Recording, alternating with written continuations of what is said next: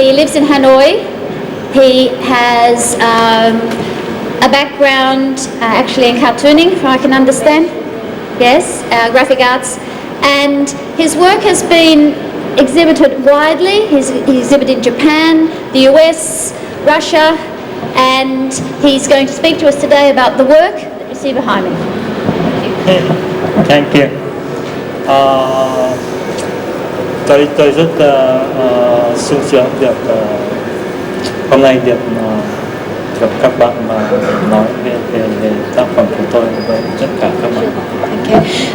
First of all, I'd just like to say that he's very happy to be here today and to talk to you about his work. Điều tôi muốn nói đầu tiên là tất cả những cái mà các bạn nhìn thấy hôm nay ở đây bắt nguồn từ năm 1992. So the work you see today has he began working on things like what you see today in 1992.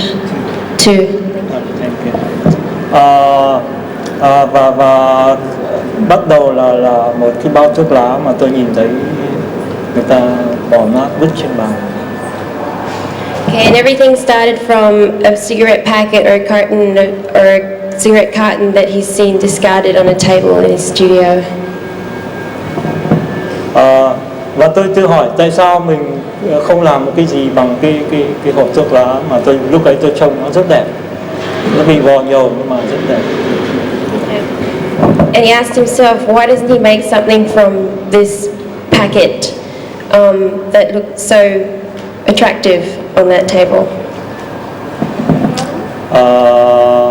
Và tôi bắt đầu như một đứa trẻ con và tôi nghịch với cái vật mà tôi bắt được. Again, like a child, he picked up the box and began to play with it. Và điều đầu tiên mà tôi nghĩ đến là làm một cái mặt nạ của trẻ con Việt Nam chơi trong ngày rằm Trung thu. Again, he started making masks such as those that are used in the children's festival of the autumn festival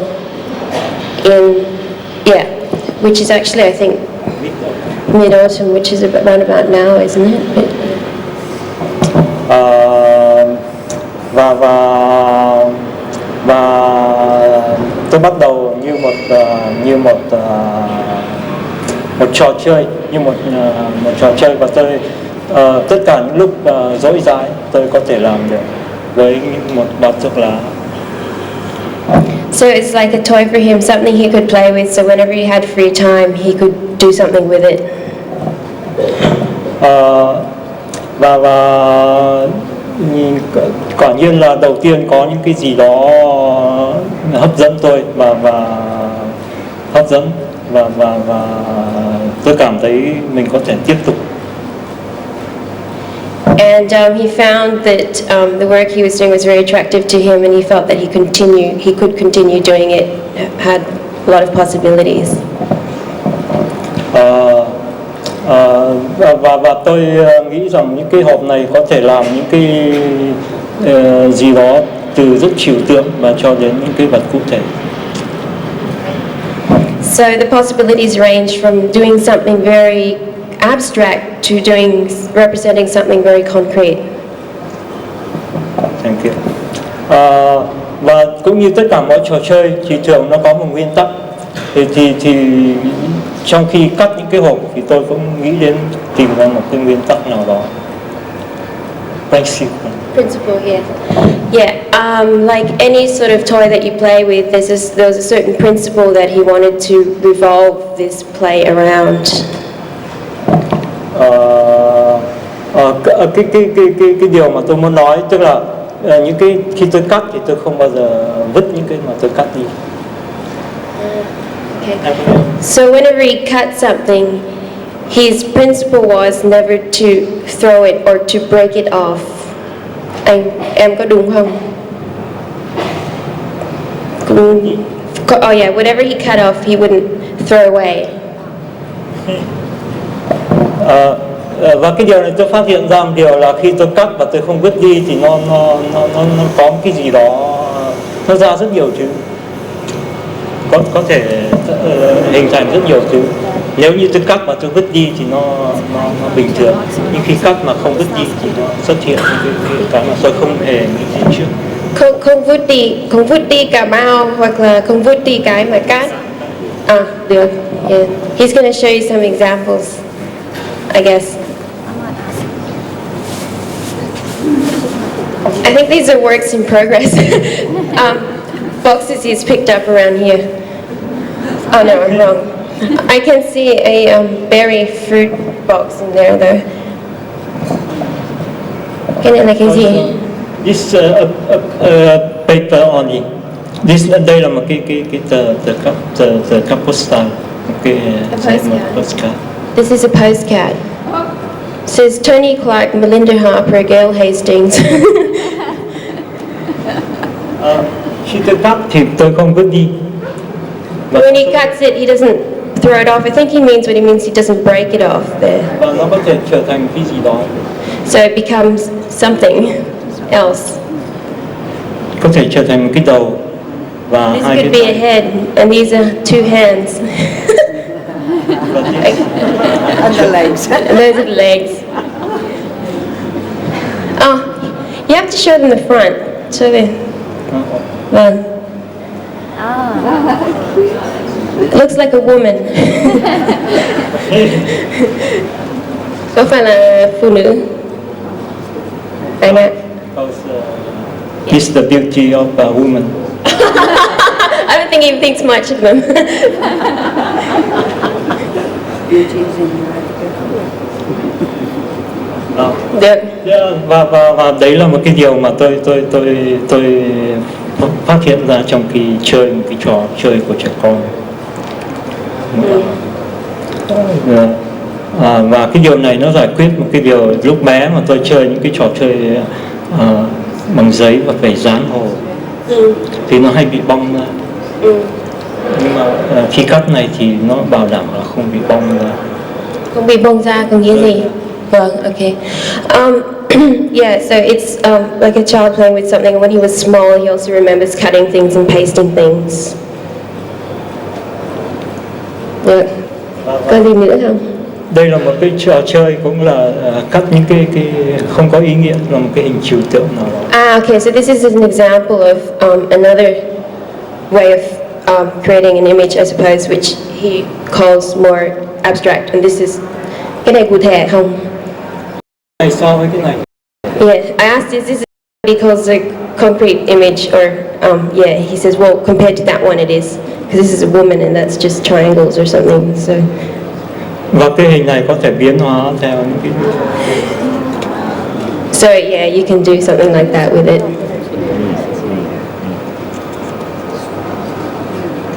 He plays like this all day in his studio. He can, nó có thể. Được, anh rất thông minh. Cái này có thể treo thế này, hoặc có thể đặt. Okay, so you could do all sorts of things with it. You can hang it up, or you can put it on the ground and give it sort of a more 3D look. Và từ đấy thì cái mơ ước của tôi là nó tôi có thể làm cái này to hoặc bé theo ý thích mình. So he can make really big things if he wants, or little things according to what pleases him. Và tôi muốn nói rằng những cái hộp thuốc lá đây là những cái bắt đầu, và nó về sau thì tôi nghĩ đến tất cả những cái hộp mà tôi có thể dùng được. Okay, so the cigarette packet was only a beginning when he saw it discarded on his table and he began to make something. But now, I mean, it doesn't have to be a cigarette box. It could be anything, any kind of box. Yeah. Và thank you. Thank you.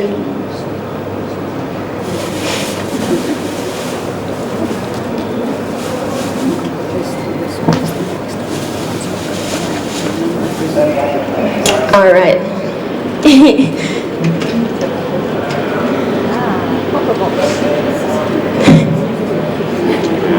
Tôi muốn nói về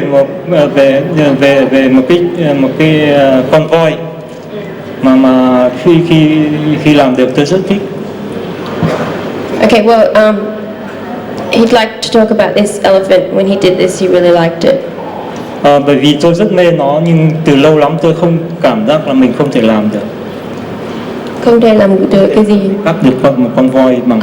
Okay, so he's really pleased with this because for a long time he was thinking of doing an elephant, but he didn't really think how to do it, and it's done right now, so he's quite pleased. Thì nó làm cái hình rất đơn giản. And actually it comes from a form, a very simple form. Nó là hai cái tai, Those are the ears, một cái vòi, and that's the trunk. hai cái sừng và The tusk tail. và từ đấy tôi nghĩ rằng cái hộp là một cái hình không gian 6 chiều. Okay, so the box is a form with 6 directions, yeah. Lên trời, Rising to the sky, xuống đất going down to the land, và bốn hướng đông tây nam bắc. And the four directions, north, south, east, and west. Một cái không gian giàu có mà có thể làm tất cả. A very rich, presenting very rich possibilities from which you could make anything from. Và đấy là tất cả những cái tôi nghĩ là cái trò chơi của tôi, và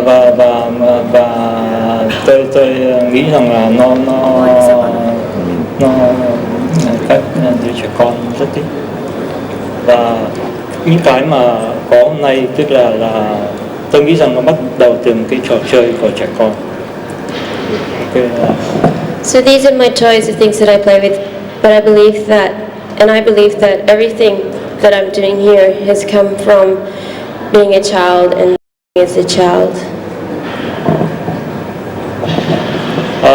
Và tôi nghĩ các bạn cũng đã từng là những trẻ con, và có thể một lúc nào đó các bạn cũng đã tìm thấy đi rất thích những cái đến một cửa hàng và thích mua rất nhiều thứ, và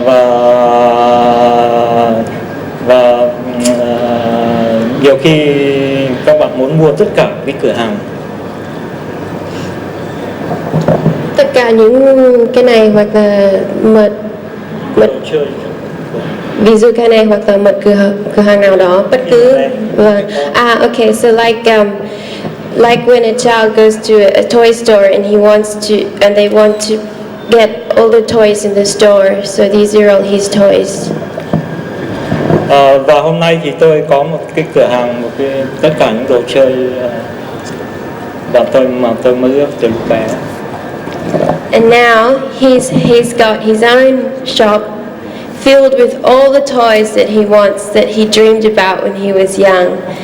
Em có thể nói đây tên của cửa hàng này không? Cửa hàng này là cái cửa hàng nếu mà tôi nói tên thì tôi muốn đặt tên cửa hàng cho là tên là Nusha, là tên con bé con của tôi, là tên con gái Nusha. I just asked him what would he call that store. He said he'd call it Nusha. It's the name of his daughter. Yeah, this is my shop, my little bit shop, little shop here. Và xin các bạn có thể hỏi. Sorry. He said, please ask questions. I invite you. Repeat what? Oh, okay. Yep. Are there any questions? Probably have time for about 2, I think. The choice of placing the images, boxes inside a frame, is the museological choice for him. These look like ones that he did, but these look more like the museum is Thông minh. Yeah, I just repeat that question. The lady is asking the choice of putting the images in frames. Was it Vũ Xuân Tân choice or not?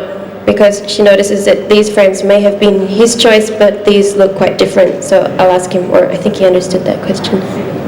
Đây là anh tự chọn treo vì thế này không, mà đây là bảo tàng chọn của cái kia, hay là người anh chọn tại sao treo như này?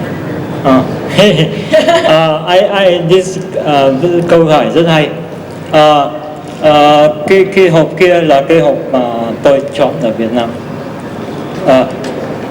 Very interesting question. Yes, those ones over there are what he chose in Vietnam. Và tôi muốn nói thêm cái hộp này là cái hộp mà những người Việt Nam thường bán thuốc lá ở ngoài đường. Okay, and those boxes are the boxes that the street sellers actually sell cigarettes in. That's their display case. Và cái hộp này là cái hộp của bảo tàng làm cho tôi. And the other display case is the one that the museum or the gallery has done for him. Và có thể nói rằng cái hộp này là cái hộp bảo tàng đã chọn cho tôi. And you could say that, yes, you can say that. This is the box that the museum has chosen for him. Vì như thế có nghĩa là cái ý nghĩ đầu tiên của tôi là tôi bày ở đây sẽ hơi khác một chút. He was prepared beforehand that when his work was displayed here, it would be displayed differently from the way he displays it in Vietnam. Tôi muốn bày tất cả những đồ vật này cho người ta có thể xem và sờ mó vào được. His idea was that he wanted to display everything so that everyone could see it and also touch it. Và có thể tôi sẽ đề một cái bảng là như các cửa hàng là không được sờ vào. Nhưng mà tôi sẽ đề là tôi sẽ xóa chữ không, và có nghĩa là tất cả những người xem được sờ vào, ngắm nghía cái mà tôi làm như một cái đồ chơi. Nhưng mà cái này không thể sờ tay vào. Okay. He could display a table. Em nhờ anh nói lại. Anh muốn nói tức là cái ý đầu tiên của anh ấy là mang đến đây bày một cách tự do, mọi người xem có thể sờ tay. Oh yeah, that was his initial idea, that it could be a free display for everyone to touch as they wished and to look at. Nhưng mà vì bảo tàng muốn bảo vệ cái vật này và họ làm cho tôi một cái But because the museum wants to protect his pieces for him, they put them in these frames. Và tôi phải nói rằng đây là một cái improvisation của tôi, một cái ngẫu hứng khác sau khi đến đây. Well, this is a different model of himself, he supposes. Different form of himself. Và tôi làm tất cả những cái này là tôi làm tất cả những cái gì có và tôi trưng bày theo những cái có sẵn, không ngoài những cái dự kiến trước. Okay, so what's happened here is very unexpected, something that wasn't planned first. Và khi tôi nhìn thấy những cái giá của bảo tàng thì tôi nghĩ ngay đến cái cửa hàng đồ chơi của trẻ con. Giá một cái hộp này thì anh nghĩ đến cái cửa hàng đồ chơi. And then when he saw what they'd done for him, the connection with a child's toy store was even greater, calling to his mind the suggestion. Vì thế tôi phải nói rằng là tôi rất cảm ơn bảo tàng. Vì nếu không thì các bạn sẽ nhìn thấy một cuộc trưng bày khác. And for this reason, he'd like to express his gratitude to the gallery, because if this wasn't done, then the feeling would be different. Và Yes. Okay. Oh, not yet. Sorry, I just wanted to add something. You can find his work at Salon Natasha in Hanoi, a toy store. So, not really. But Well, the audience always erupts into spontaneous applause before I get a chance to do my official thank yous. But I'd like to thank the artist, Hudan Tan, for his talk. Not yet. But I'd also like to thank Mai Long. It's quite difficult to get up here and, as you can tell, and interpret. But having an artist who also can interpret at the same time, I think makes that a very exciting situation. So thank you both for the talk today. Thank you.